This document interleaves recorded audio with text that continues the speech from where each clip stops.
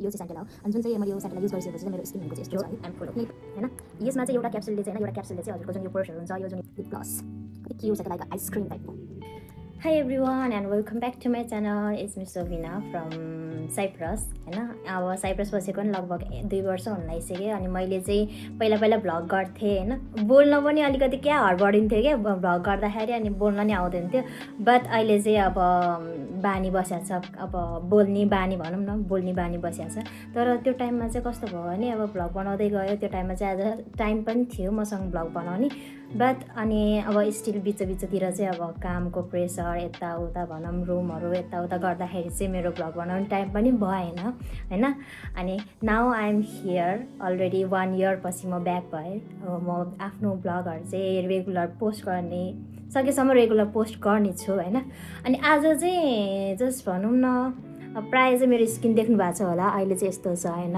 अलिअलि भनौं अलिअलि पिम्पल्स चाहिँ छ त्यस्तो चाहिँ छैन जसमा चाहिँ आज चाहिँ के भन्न लाग्यो भने नि आज चाहिँ म एउटा यस्तो भनौं न स्टेप बाइ स्टेप एउटा म स्किन केयरको बारेमा भन्न चाहन्छु हैन जो चाहिँ बिगिनरहरु हुनुहुन्छ हैन आफ्नो स्किन अब स्किन केयरहरु कसरी गर्ने भनेर अब धेरैले सर्च गरेर आउनुहुन्छ नि अनि म चाहिँ त्यो बिगिनरहरुलाई चाहिँ आफ्नो एक्सपिरियन्स शेयर गर्न चाहन्छु हजुरहरुलाई चाहिँ स्टार्ट गर्नुभन्दा अगाडि चाहिँ म हजुरहरुलाई के देखाउन चाहन्छु हजुरहरुले मेरो ब्याकग्राउन्डमा चाहिँ देख्नु भएको छ होला मेरो प्यारो आदरणीय भगवान जीवहरु है अनि अब नेपालमा हुने बेला चाहिँ मैले पूजा गर्थे आज म एउटा नेवारी कम्युनिटीको हो एज म नेवारी नै हो हैन अनि मलाई चाहिँ अझै नेपालमा चाहिँ त्यति साह्रो पूजा पाठ भनेर अलिकति लाग्दैन थियो जब म साइप्रसमा आएँ हैन म भनौं न विदेशमा आइसकेपछि चाहिँ अलिकति डर अलिकति त्यो कस्तो भने एन्जाइटी समथिङ त्यस्तो हुने बेला चाहिँ कस्तो के नभए कस्तो के भए जस्तो हुन्थ्यो क्या अनि अब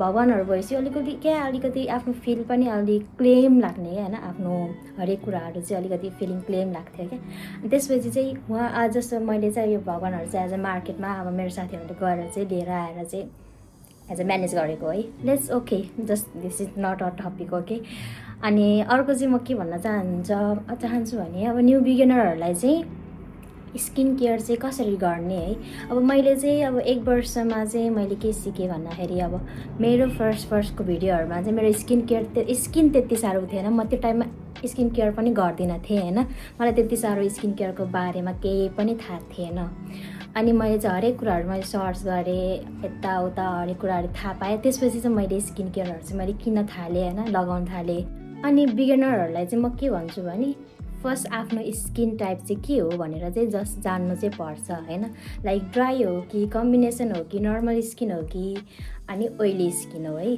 अनि मैले चाहिँ स्किन चेक गर्दाखेरि चाहिँ मेरो चाहिँ ड्राई थियो भनौं न ड्राई मेरो स्किन चाहिँ ड्राई हो सो त्यही अनुसारले चाहिँ मैले स्किन केयरहरु चाहिँ किनेको छ मेरो प्रोडक्ट है सेन्टेलाको अनि मलाई चाहिँ त्यो अरु प्रोडक्टहरुको बारेमा चाहिँ मलाई त्यति साह्रो ज्ञान पनि छैन बट मैले यो चाहिँ सेन्टेला हो अनि जुन चाहिँ मैले यो सेन्टेला युज गरिसकेपछि चाहिँ मेरो स्किन भनेको चाहिँ यस्तो छ है किनकि पहिलाको स्किन र अहिलेको स्किनमा चाहिँ very very very very very different क्या अनि सबभन्दा मलाई मन पर्ने भनेको मेरो यो लिपको लागि सबभन्दा मन पर्ने भनेको लिप ग्लस कति क्युट छ क्या लाइक आइसक्रिम टाइपको सो अब घरमै बसेर नि स्किन टाइपहरु आफूले थाहा पाउन सक्छ तर अलिकति गाह्रो भनौं न मलाई चाहिँ धेरै गाह्रो हुन्छ त्यही भएर मैले चाहिँ अब क्लिनिकमा गएर भनौं अब हस्पिटलमा गएर चाहिँ स्किन टाइपहरु मैले जचाएँ अनि त्यसपछि मैले थाहा पाएर मैले चाहिँ सेन्टेलाको प्रोडक्टहरु मैले किने सो फर्स्टमा चाहिँ मैले चाहिँ मेरो स्किन चाहिँ भनौं न मैले चाहिँ फेस वास गरेर आइसकेँ हैन मैले चाहिँ नर्मल फेस वासले चाहिँ मैले चाहिँ फर्स्टमा चाहिँ भिटामिन सी को फेस वास युज गर्थेँ गार्नियर भन्ने तर सेन्टेला युज गरिसकेपछि त्यो भिटामिन सी ले चाहिँ अलिकति आफ्नो स्किनलाई चाहिँ धेरै इरिटेट गर्दो रहेछ so I skip that my face was हैन अनि मैले चाहिँ अब नर्मल फेस वास किनेर चाहिँ अनि त्यो युज गर्दाखेरि चाहिँ त्यति साह्रो चाहिँ इफेक्ट चाहिँ देखाएको छैन हैन सो दिस इज सेन्टेलाको पोरोमाइजिङ क्लियर टोनर हो है देख्न सक्नुहुन्छ okay I can use this अनि यसले चाहिँ स्किनलाई चाहिँ टाइट बनाउने काम गर्छ अनि आफ्नो स्किनलाई चाहिँ स्मुथ बनाउने काम गर्छ है टोनरले चाहिँ किनकि फर्स्ट मेन भनेको नै टोनरको काम हो क्या फर्स्टमा चाहिँ होइन। अनि मैले चाहिँ टोनरले चाहिँ स्किन प्रेप गर्छु र यो चाहिँ एउटा फर्स्ट स्टेप हो जुन चाहिँ स्किनलाई प्रिपेयर गर्छ है अर्को स्किन केयरहरू म्याच गर्नको लागि होइन। टोन ब्राइटनिङ क्याप्सुल एम्पुल हो होइन। यसमा चाहिँ एउटा क्याप्सुलले चाहिँ हजुरको जुन यो पोर्सहरू हुन्छ यो जुन यो पिम्पल्सहरू चाहिँ अलिकति कम गर्ने काम गर्छ। अनि एज ए यो चाहिँ अलिकति ब्राइट होइन अब अनुहारमा अलिकति चमक ल्याउने काम गर्छ होइन। अनि म चाहिँ 3 थोपा लगाउँछु है। यसको काम भनेको चाहिँ तपाईँहरूको स्किन ब्राइट बनाउने अनि स्मुथ बनाउने र अलिकति टोन निकाल्ने भनौँ न। अब स्किनमा चाहिँ अलिकति ब्राइटनेस बढाउने भनौँ।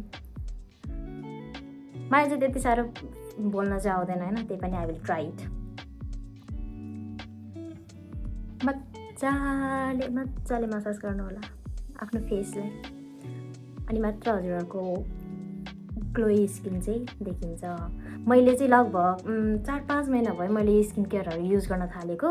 अनि त्यसपछि मात्र हजुरहरूको रिजल्ट देखिन्छ है। फर्स्ट विकमा भनौँ न, फर्स्ट विकदेखि लिएर सेकेन्ड विकतिर त्यति साह्रो तपाईँहरूको रिजल्ट देखिँदैन। बट 1 महिना 2 महिनापछि चाहिँ तपाईँहरूले रिजल्ट आफ्नो रिजल्ट चाहिँ देख्न सक्नुहुन्छ। तर त्यही पनि तपाईँहरूले एकचोटि चाहिँ आफ्नो रियल फेस भनौँ न फर्स्टमै स्किन केयर नगर्दाखेरिको फेस र अनि त्यसपछि स्किन केयर गरिसकेपछिको फेस चाहिँ आफूले छुटाउन सक्नुहुन्छ है। पहिला सुरु चाहिँ तपाईँहरूले टोनर लगाइसकेपछि चाहिँ मोइस्चराइजर होइन एकैचोटि 1 दिनमै 2 चोटि चाहिँ सिरम लगाउनु पर्दैन। किनकि सिरम भनेको तपाईँहरूले कि बिहान एकचोटि नत्र राति एकचोटि लगाउनु होला, नत्र त अलिकति फर्स्ट टाइममा चाहिँ इरिटेसन ल्याउने छ होइन। यसले चाहिँ धेरै अलिकति इरिटेसन ल्याउँछ। जब चाहिँ तपाईँहरूको स्किनमा यो म्याच भइसक्छ त्यसपछि मात्र चाहिँ राम्रो रिजल्ट ल्याउँछ है यसले।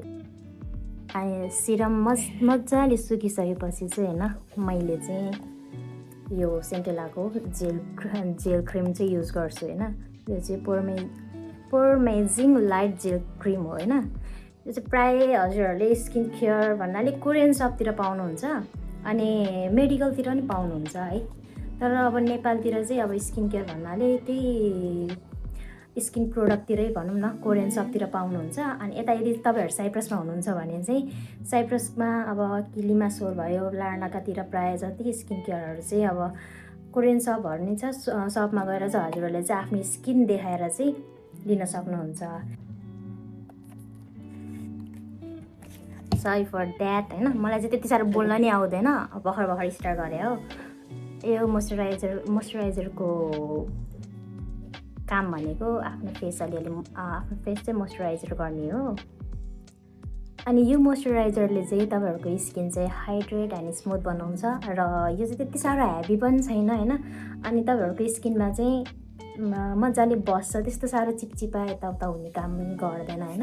तर मलाई चाहिँ यो सेन्टेलाको मोइस्चराइजर चाहिँ यति धेरै मनपर्छ, लास्ट मनपर्छ भनौँ न। कि होइन मोइस्चराइजर चाहिँ हजुरहरूले राम्रोसँग एप्लाई गर्नु होला सबैतिर, आँखा यताउता सबै भनौँ न, फेसतिर नेकतिर। यदि त्यति नै छ भने आज हाततिर लगाउँदा नि केही फरक पर्दैन होइन। Let's see. किनकि होइन अब हेर्नु होला तपाईँले त्यति साह्रो चिपचिपापन मेरो फेसमा चाहिँ देख्नु भएको छैन होइन। कति राम्रो छ देख्नु होला होइन। यो मेरो मुखबाट होइन भन्ने शब्द चाहिँ बहुत निस्किन्छ। वाउ, बहुत सो इन्टेलिजेन्ट अबाउट इन्डियन भाषा बहुत। एन्ड लास्ट स्टेप भनेको सबभन्दा इम्पोर्टेन्ट भनेको सनस्क्रिम हो होइन। सनस्क्रिम मेरो चाहिँ फेभरेट सनस्क्रिम भनेको यो सेन्टेलाको हाइलोसिका सनस्क्रिम चाहिँ सबभन्दा बेस्ट लाग्छ होइन। यस्तो छ कि यो सनस्क्रिम लगाएपछि चाहिँ तपाईँहरूको त्यस्तो के भन्छ चिपचिप हुने यताउता हुने त्यस्तो चाहिँ केही हुँदैन। तर कस्तो यति राम्रो लाग्छ क्या मलाई चाहिँ। लास्ट बेस्ट वान भन्दा 100मा 100 हो यो त। स्किन केयर गर्नुहुन्छ तर सनस्क्रिन लगाउनु भएन भने चाहिँ तपाईँहरूको स्किनमा चाहिँ भनौँ त्यो डार्क स्पटहरू आउने अनि समथिङ इरिटेसनहरू हुने चाहिँ गर्छ है। अब कति चाहिँ अब साइप्रसमा हुनुहुन्छ, अब नेपालमा नि हुनुहुन्छ, प्रायःले सनस्क्रिमहरू युज गर्नुहुन्न घाममा निस्किने बेला होइन। तर सनस्क्रिन चाहिँ जस्तो सुकै भए पनि युज चाहिँ गर्नु नै होला होइन। सनस्क्रिम अब भनौँ न सनस्क्रिम चाहिँ यति अब राम्रै प्रडक्ट हेरेर चाहिँ सनस्क्रिन चाहिँ लगाउनुपर्छ। जस्तो तपाईँले अब अहिले निस्केर अब अहिले लगाएर निस्किनु भयो भने लगभग 1 आवर नत्र 2 आवरमा चाहिँ तपाईँले फेरि एप्लाई गर्नु सक्नुहुन्छ होइन सनस्क्रिन। अनि त्यसपछि फेरि अब जस्तो तपाईँहरूले अब पानी परेको सिजनमा भनौँ अब घाम नलागेकोमा त्यो टाइममा चाहिँ सनस्क्रिन स्किप गर्ने काम चाहिँ नगर्नु होला, किनकि अनुहारमा चाहिँ अलिकति चेन्ज ल्याउने भनेकै सनस्क्रिनले हो। Okay, I will apply this my best sunscreen.